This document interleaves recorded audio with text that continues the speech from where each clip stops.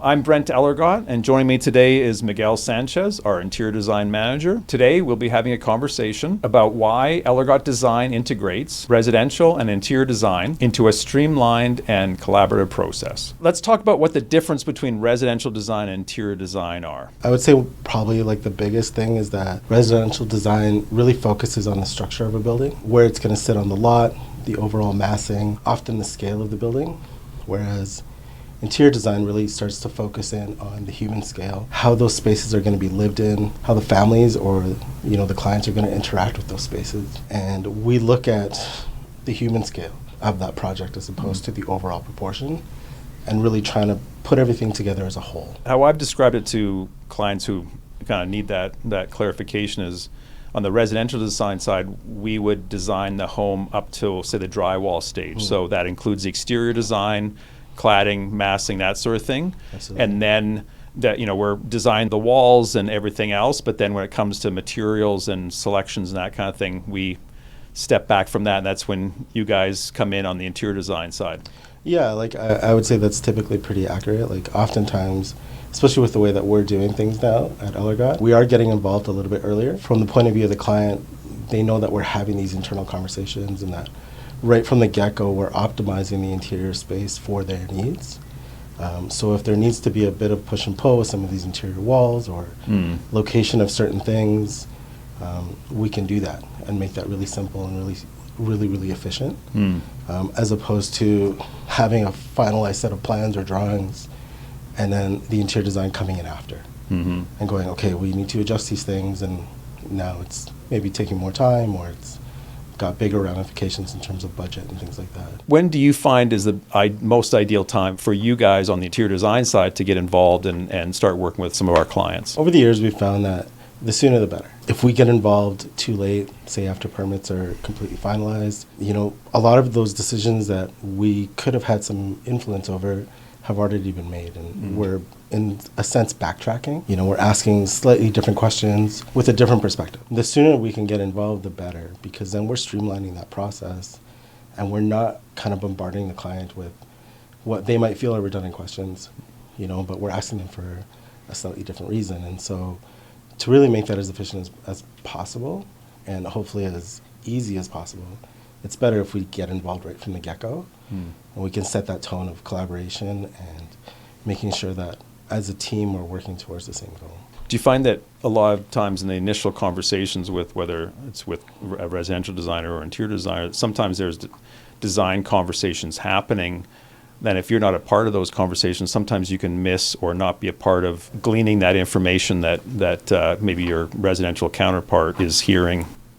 Yeah, like it's always great to be able to hear something directly from the client as opposed to almost like third-hand information. It's important that we're often able to ask follow-up questions as well, and having the client or being in the same room as the client, can lead to that conversation and really get down to why those things are important, or why, maybe a certain type of window or a certain counter height matters to them, as opposed to making an assumption or 2 months from now going back to them and going, oh, hey, what about this?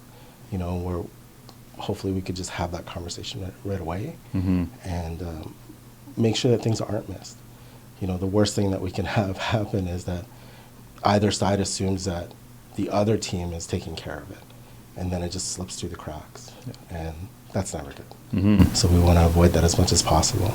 Let's spend some time defining some terms. I think that would be helpful for our listeners. What does integration mean to you, and how does that work within our studio? For me, I would say integration, this is something that you and I have talked quite a bit about. It really is about bringing these two disciplines together for the benefit of our client. And so it means checking in with each other all the time. It means checking, maybe our ego at the door. It means really focusing in on what's important to our clients in that project and ensuring that we're having that extra conversation, and that when we meet with the client, we're not asking them to mediate. We're presenting a unified front. We've already assessed, where there might be some complications or issues that might come up, and internally we've already looked for solutions. And so for me, that integration is really all about collaboration. And doing that for the benefit of the client.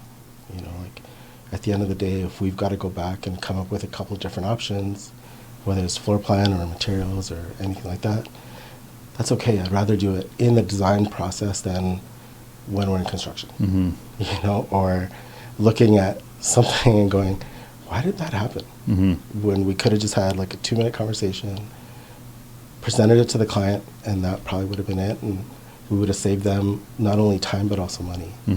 And so it's really important for me that our integration is really about collaboration, and I think that's what makes it work. Yeah. What I found in the past when it comes to integration and where it's really successful is, as I'm designing a home from a residential perspective, I'm working integratedly with a interior designer, is it really comes down to the willingness that each of those, you know, myself and the interior designer has to work together. And that's what I think integration is. It's sort of not egoless, but just, you know, we're working. I think you made a really good point there about we're working towards the same goal of it. It's really all about the client. It's not about, you know, look what we did, or, you know, look what I've done. It's really about look what solutions and ideas we've come up with. Look at what creative solutions we've come up with that really benefits the client. And I think that's what I think true integration is, and when we're focusing on the clients or results for the client. Absolutely.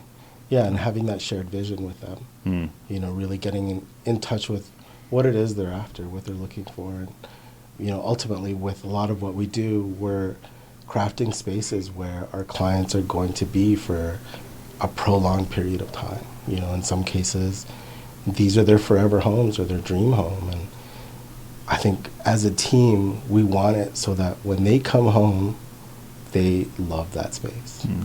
And they don't walk in and have questions like, why did we do that? Or that's good enough or something like that. We really want them to love that house, to love that space, and want to be there, and to think back and look back at the process with Ellergodt Design and be happy about that, be grateful for that. Why do you believe it's so important to integrate the two as soon as possible, hopefully right at the beginning of the design process?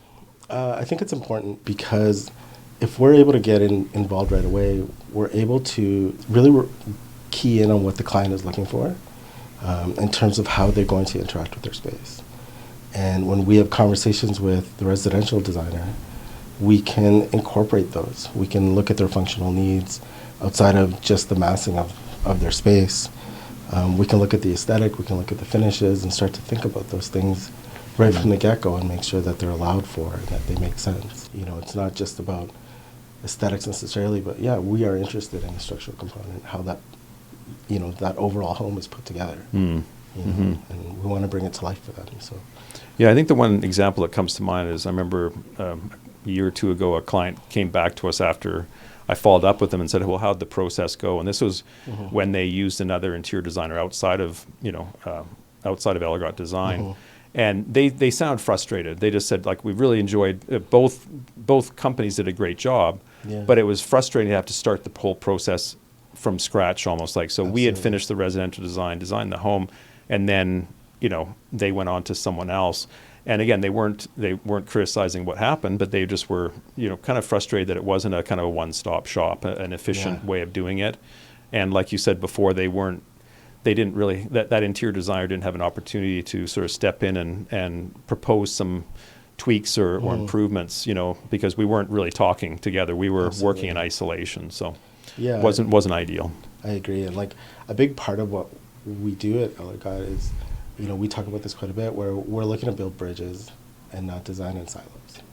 You know, so having that internal conversation between the interior design team and the residential design team is so key. You know, this is a really heavy thing for people to take on. Like, designing and building a home is not a small task. And there are literally hundreds of decisions to be made, all of which need to be approved by the client. And if they're doing them twice in some cases, or feeling like they're doing them multiple times, like, that's exhausting. You know, and if we can help with that and make that smoother and more efficient, that's really a huge benefit to them. Yeah, excellent. Miguel, what have you found to be some of the biggest misconceptions people have of residential and interior design? Well, I know for the interior design process, I would say the biggest misconception is that where we just decorate things and we make things look pretty. And yes, there is an aspect of that, absolutely.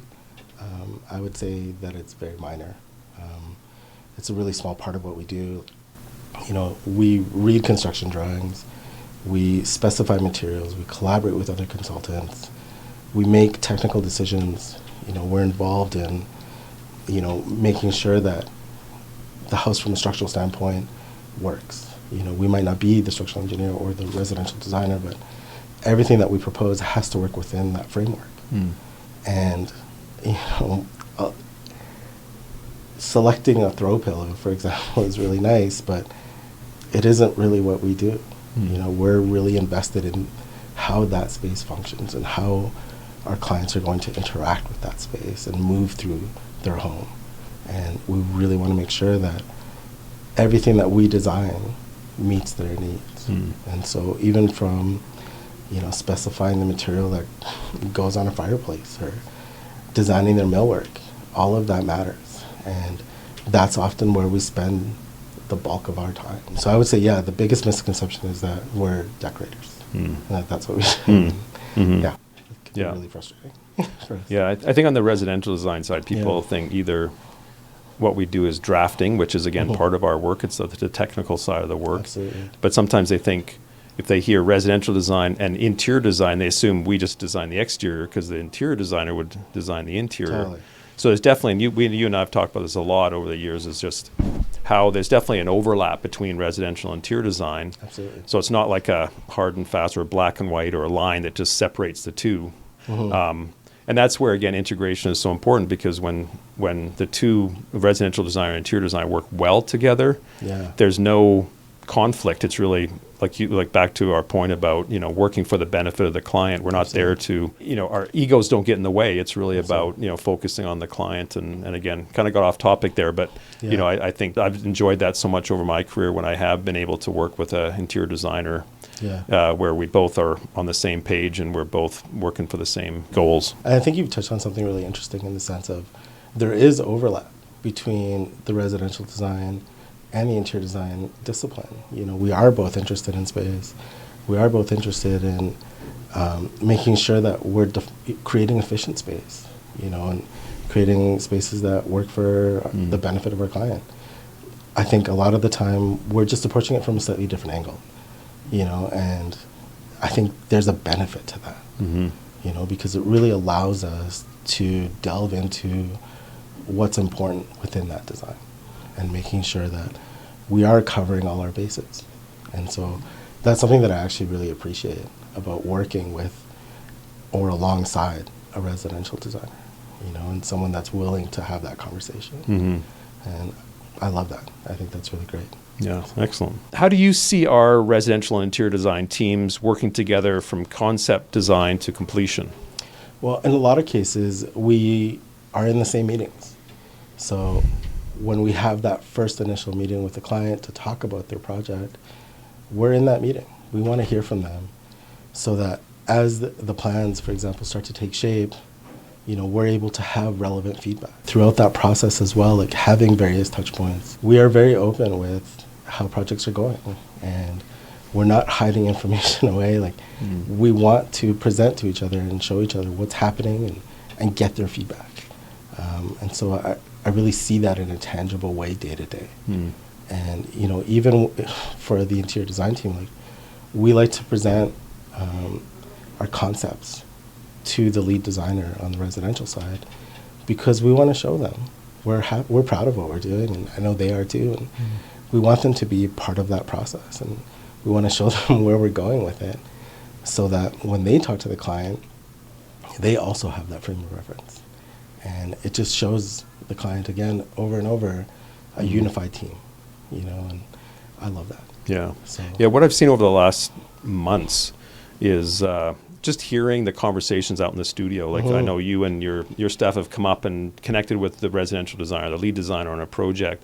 Totally. And there's conversation. I think that conversation, that's collaboration. That's, you know, thinking through some problems or thinking through some solutions, or, Absolutely. hey, I got an idea here. And I think that's where integration or collaboration really happens, is when people are open to other creative people's ideas instead of feeling like they have all the answers. And I think that's where, you know, the best results come when you have a team of people that are really working as a team, not just, like you said, in isolation or in silos, trying to go, look at me, or look at us, we're the most important. Because I don't think anyone feels like, we feel like what we do as a team is very important, but we don't feel like it's residential versus interior design. It's really, how do we work together? It's funny because, like, oftentimes that little conversation that we have in the hallway or just at someone's desk has huge ramifications later on. You know, it's something that took us 5 minutes in studio to talk about or to resolve,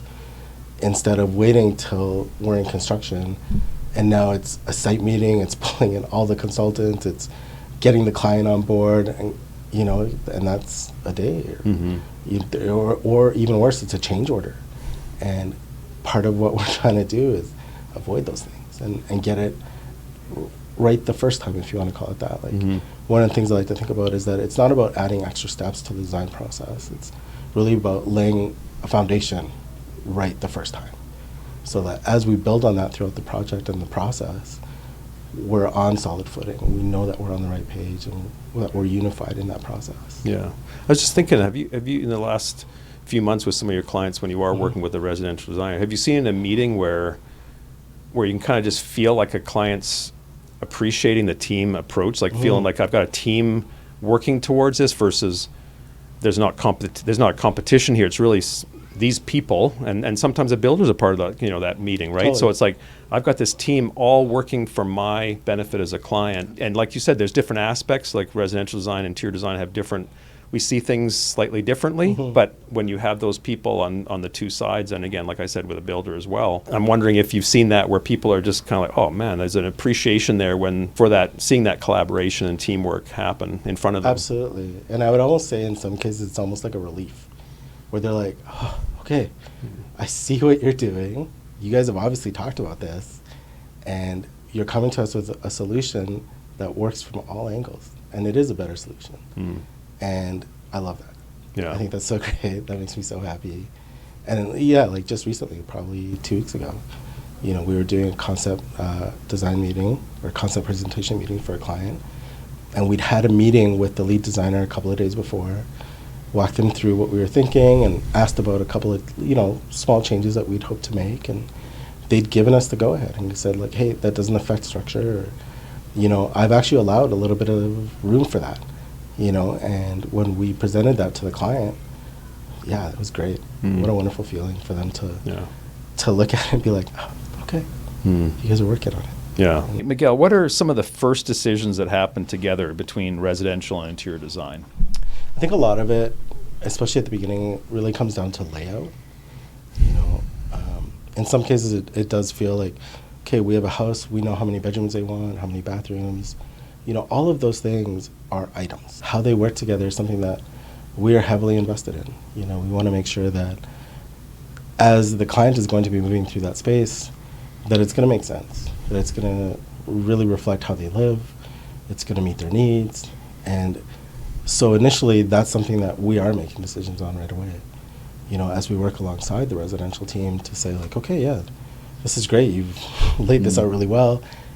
Can we refine a few things? Or can, in our conversation with the client or in their feedback to us, they've told us that maybe this is a little bit more important, or this is actually how they use that space, so can we flip that? And that's an easy thing, you know, especially right now because it's just paper.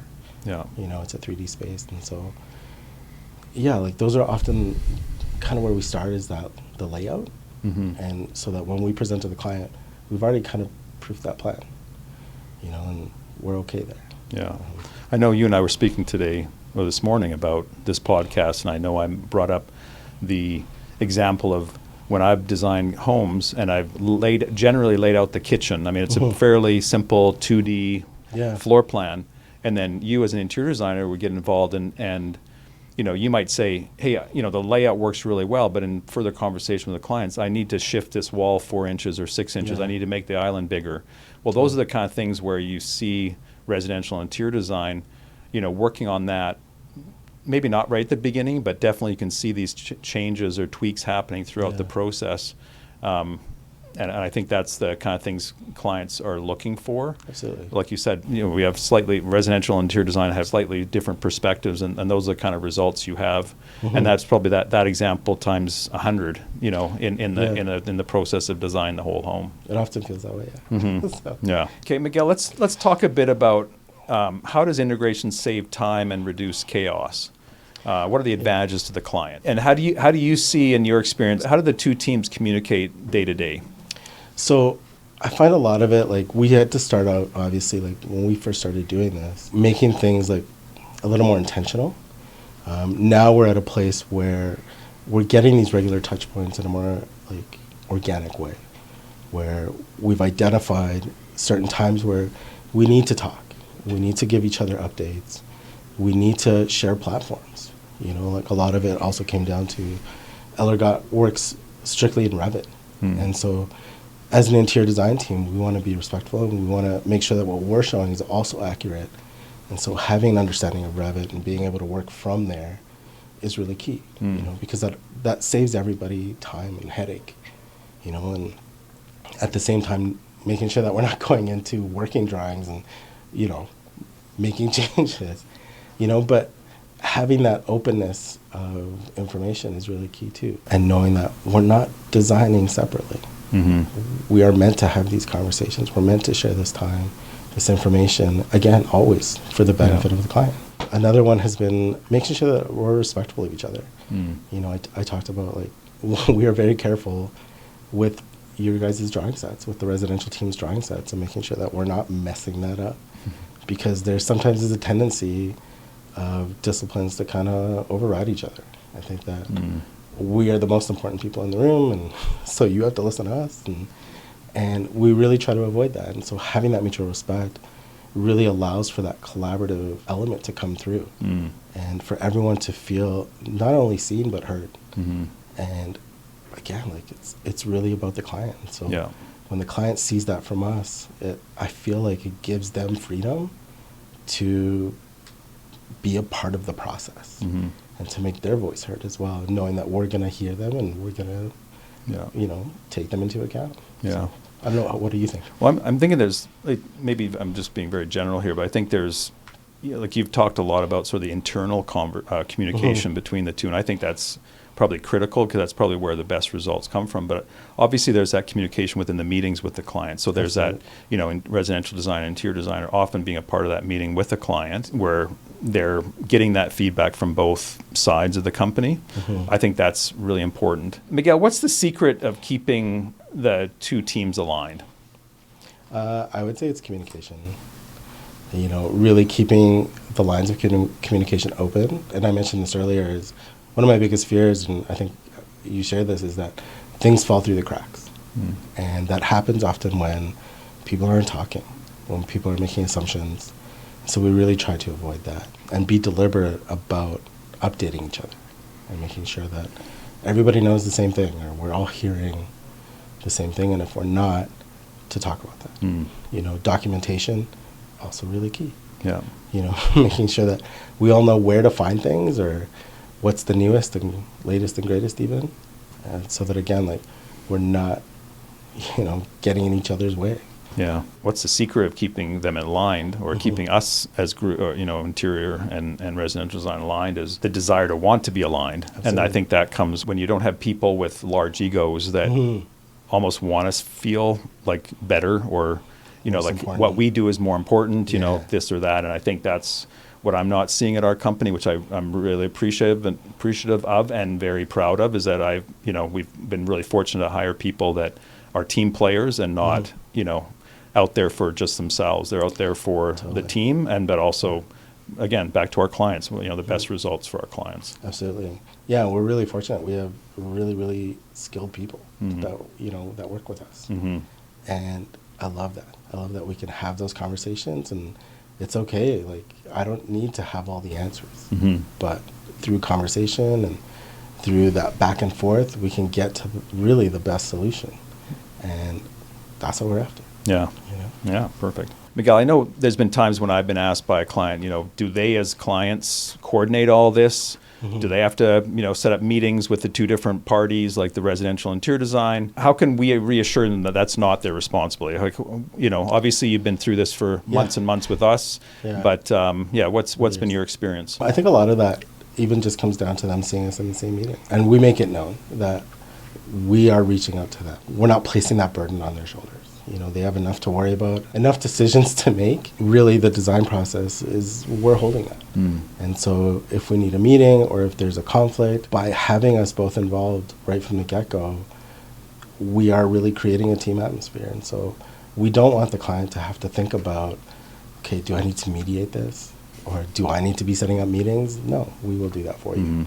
We know exactly where things are, and when it's appropriate, they will get a schedule, and we will be reaching out to them. As a team, we really try to be proactive with that, so that, again, this is a huge undertaking. Yeah. And if we can make that easier for them, we will. And part of that is us as a team being proactive.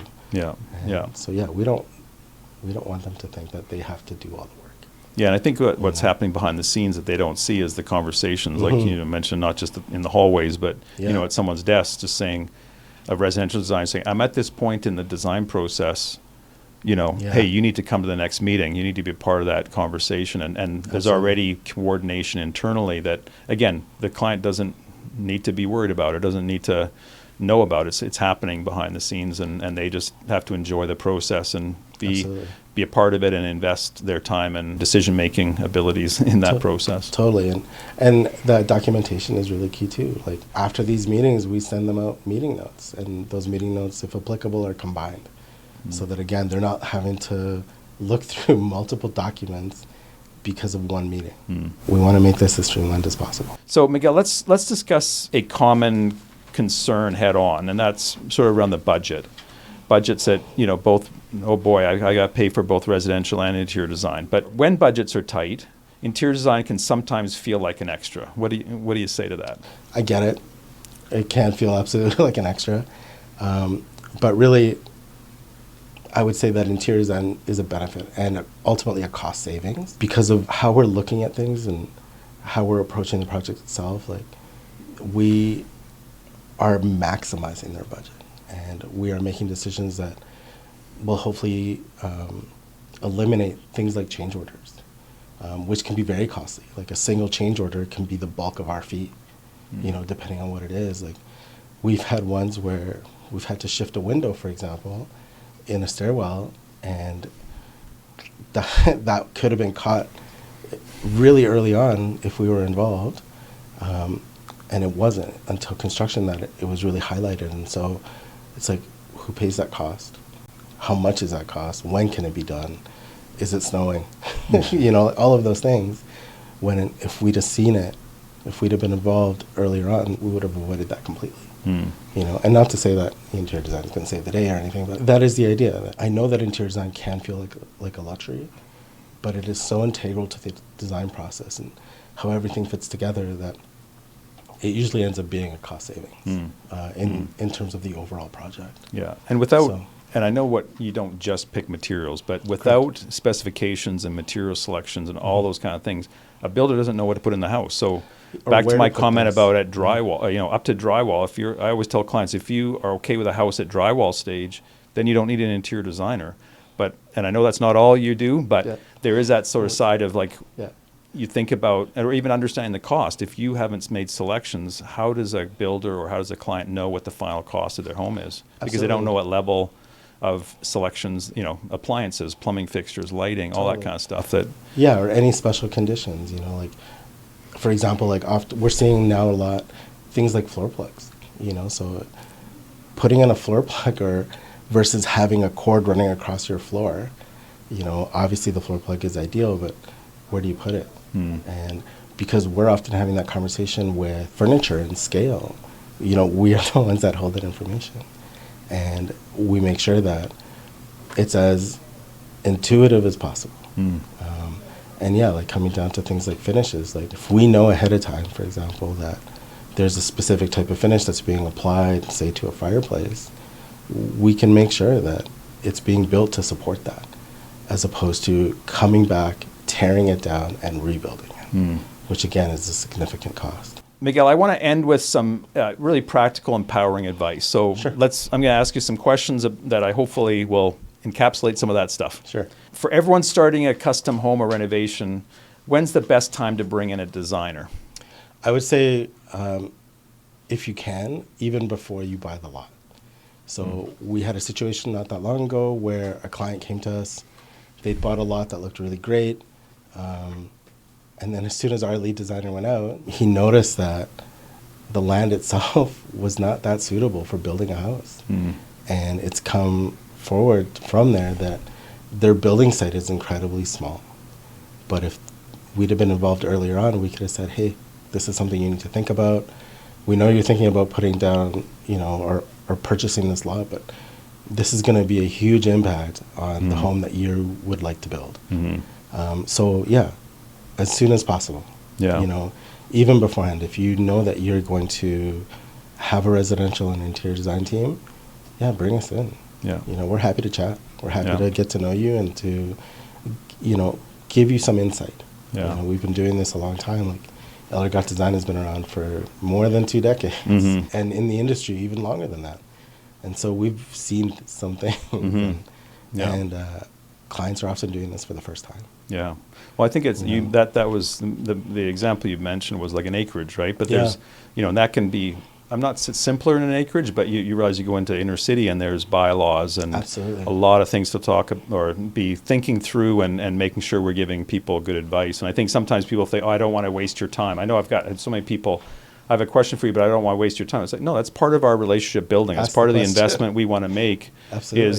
Because I always want to help people to help them make really good decisions, whether that's buying the lot or, telling them how large a house can they do on this lot, and if it's not big enough or too big, then they can move on to a different lot or find something different. Or even what our experience has been with the bylaw, in that area. We've had some situations where the city or the community association hasn't been that interested in that specific type of project. And we're not going to tell the client necessarily what they should or shouldn't do, but we will give them that insight. We're not interested in going like, hey, good luck, or try it and see. Like, we want to educate as well. Yeah. So. Okay, Miguel, if you could give one piece of advice to people planning to build a new home, what would that be? I would say invest in the design process. Don't just rush to the end product. The design is where all the decisions get made. The design process is where, at the end of everything, you've made the decision about how you interact with that space, what it looks like, what it feels like. And if you rush that, you're going to walk into your home at the end of this and go like, oof, I wish we'd have done this. I didn't really enjoy this experience, but we were in a rush. Yeah. And so I would say absolutely invest in the design process. Find the right team. Feel free to ask lots of questions. We want to hear your voice. We encourage our clients to be active in that process. I would definitely agree with you on the team. Like I know I mentioned that right from the beginning. If I'm meeting with a potential client, I'll ask them, do you have a builder? Because obviously design is really important. Yeah. But obviously, when we finish a design, it's on paper. It's nothing. It's still very important, but it's, someone needs to come and build it. So, creating that team you mentioned, like find people that you trust. Find people like, come and talk with us. See if we're the team for you. Make sure that you can trust us with your new home. Same thing with a builder. Like, I always tell people, find a builder that you can have the tough conversations with about finances or about costs or whatever. Totally. And when you do, then you feel like you've got a group of people that are on board on your project, with you in mind, and that's really their priorities. Absolutely. Well, and budget is such a big thing. Like, from a lot of people, this is going to be their biggest purchase. And we want to get it right. We want to be responsible with their finances. We're not interested in just putting in cool stuff. Like, it has to work for them, but we really want to maximize kind of like the bang for buck, if you want to call it. Yeah. And make sure that they're getting good value, and having a good team, including the builder, absolutely. I'm really glad that you brought that up, is so key in making that kind of like that dream, that paper, a reality. And because at the end of the day, that's what we're doing. Yeah. We want things to be built. We're not just in the business of drawing stuff on paper. You know, so, Yeah. Awesome. yeah, that's Well, good. thanks very much for joining me, Miguel. That was, as usual, a great conversation. Thanks for taking the time to join us. I hope this conversation has given you insight into why Ellergodt Design believes that an integrated design process is the ideal and most successful process for your next project. Please reach out with your questions by heading to our website, by setting up a meeting, or give us a call at 242-2704, and we can chat. All the best, and thanks for joining us.